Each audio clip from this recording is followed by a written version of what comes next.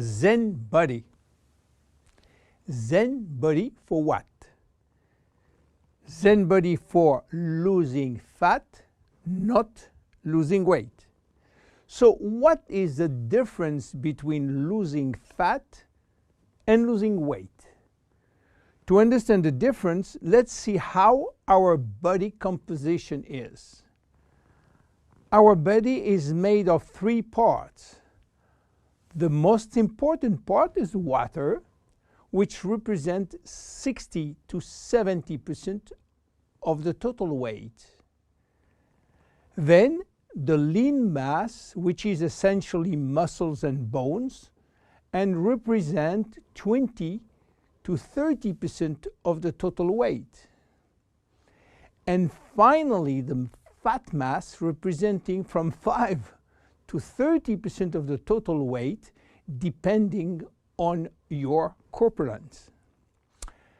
When we lose weight, we lose mainly water, muscles, and fat, and this is not good because we need the water, and obviously we don't want to lose muscles. So scientists try to find out a way of losing fat without losing muscles, taking in consideration that we can always drink water. So what happens when we eat food in terms of energy? Food are broken down into macronutrients, which are basically protein, fat, and carbohydrate, and in micronutrients, which are vitamins, minerals, and trace elements. All those nutrients cross the intestinal barrier and go to the blood. Carbohydrates are going first in small storage place in the liver and are stored in the form of glycogen. But the space is limited. All that is controlled and managed by a couple of opposite hormones called insulin and glucagon. But if we don't need immediate energy, or if the liver storage is full, then the carbohydrates are converted into fat and are directed into the fat cells. This is the way to gain weight by eating too much pasta, pizza, cookies, bread, sugar, and sugar drinks.